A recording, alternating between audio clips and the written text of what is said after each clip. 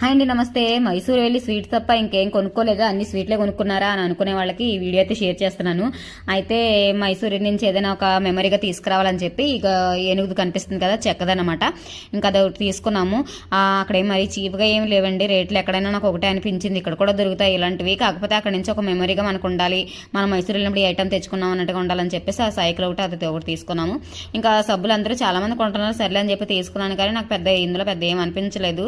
ఇక్కడ మనకు దొరికే మైసూర్ శాండిల్ సోప్స్ ఉంటాయి కదా బయట షాపుల్లో, అవే బాగుంది. ఇంకా మూలతాని మట్టి ఒకటి తీసుకున్నాను, ఇంకా యూజ్ చేయలేదు ఎలా ఉందో. ఇంకా ఇది ఒకటి గంధం వచ్చేసి దేవుడి మూలక అని చెప్పి తీసుకున్నాను, అది యూజ్ చేయలేదు. స్క్రబ్ అయితే మాత్రం బాగుందండి, చాలా స్మూత్గా అనిపిస్తుంది ఫేస్ అయితే మాత్రం.